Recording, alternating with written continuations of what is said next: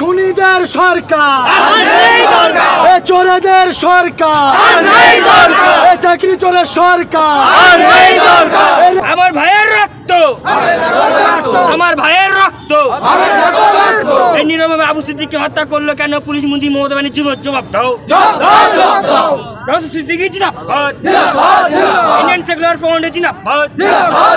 বাংলা মায়ের সংগ্রাম, বাংলার মায়ের কোল খালি করা হচ্ছে কেন? পুলিশ মন্ত্রী জবাব দাও। বাংলাতে একের পর এক গণহত্যা হচ্ছে, কি বলবেন? এটা কি বাংলার গণতন্ত্র? দেখেন, এই মুখ্যমন্ত্রী মমতা বন্দ্যোপাধ্যায় 2011 সালের পূর্বে তিনি গণতন্ত্র বজায় করার ডাক দিয়ে তিনি মসনদে বসেছিলেন, কিন্তু আমরা দেখতে পেরেছি কি 2011 সালের পর থেকে যিনি গণতন্ত্র রক্ষার কথা বলেন তানার হাতে গণতন্ত্র বারে বারে হত্যা হয়েছে।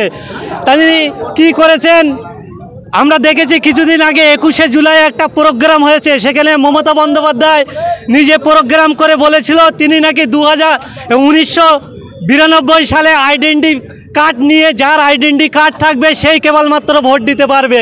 কিন্তু আজকের ডেটে আমরা দুঃখের সঙ্গে বলছি, এই মাননীয় মসনদে বসার পর থেকে যখন আইডেন্টি কার্ড নিয়ে সাধারণ মানুষ তারা নির্বিঘ্নে গণতন্ত্র রক্ষা করার জন্য নিজের ভোটটা দিতে যায়, তানার এক শ্রেণীর ক্যাডারদের হাতে তানাদের আক্রান্ত হতে হয়, তানাদের ভোট দিতে দেয় না।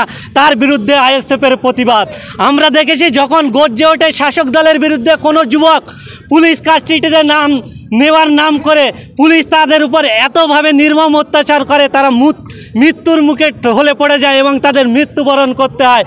এই ধরনের অসংখ্য কাজ, অসংখ্য অত্যাচার চালিয়ে যাচ্ছে। সেই নির্বিঘ্নে এখানে বাংলার অগণিত মায়ের কোলকে তারা খালি করে দিয়েছে। তাই বাংলায় একমাত্র বিরোধী মুখ নওশাদ সিদ্দিকী আজকের ডাক দিয়েছে সেই মায়েদের সুবিচার পাইয়ে দেওয়ার জন্য। আনিস খান সহ, আবু সিদ্দিকী সহ বাংলার যে কোনো মাগুলো কোল খালি করেছে, যে যুবকগুলো মৃত্যুবরণ করেছে, তাদেরকে সুবিচার পাইয়ে দেওয়ার জন্য আজকের মহামিছিল ডাক দিয়েছে। সেই মহামিছিলে বাংলার অগণিত মায়ের সন্তানরা এখানে উপস্থিত হবে বলে আমরা মনে করি। সাধারণ মানুষের ট্যাক্সের টাকা নিয়ে যে প্রশাসনটা চলে এবং সেই প্রশাসন যদি সাধারণ মানুষের উপর অত্যাচার করে, তাদের যদি প্রাণে মেরে ফেলে দেওয়া হয়, সাধারণ মানুষ মুখ দেখাবে। দেখেন, আমরা ইন্ডিয়ান সেকুলার ফ্রন্ট করি, আমরা সংবিধান এবং দেশের আইন ব্যবস্থার উপর আস্থা রেখে চলি, কিন্তু বর্তমান যারা শাসক দল প্রশাসনের মধ্যে থেকে এক শ্রেণীর ক্যাডার তৈরি করে রেখেছে, যারা কেবলমাত্র শাসক বিরোধীদের আক্রমণ করে। আমরা দেখেছি বিভিন্ন পশ্চিমবঙ্গের বিভিন্ন থানায় বিরোধী পক্ষরা যারা যখন কোনো শাসক দলের বিরুদ্ধে এফআইআর করতে যায়, তাদেরকে ঘন্টার পর ঘন্টা থানায় বসিয়ে রাখা হয়, তাদের এফআইআর পর্যন্ত নেওয়া হয় না, বরঞ্চ তাদের চাপ দেওয়া হয় যাতে তারা এফআইআরটা না করে।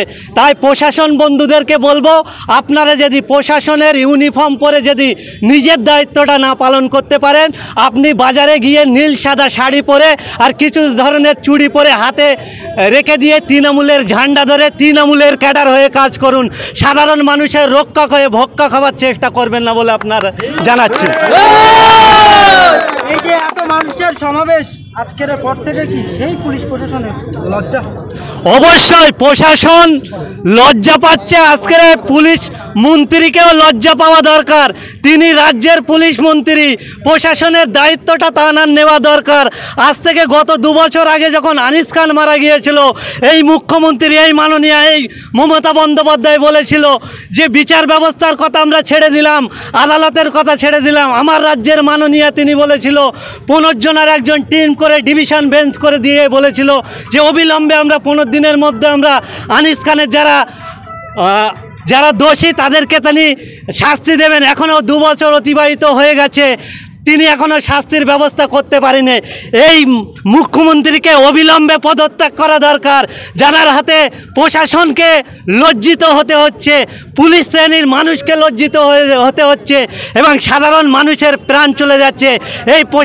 এই পুলিশ মন্ত্রী, এই মুখ্যমন্ত্রীকে অবিলম্বে এই রাজ্য থেকে পদত্যাগ করে অন্য কোনো রাজনৈতিক দলকে জায়গা তৈরি করে দেওয়া দরকার বলে আমরা মনে করছি।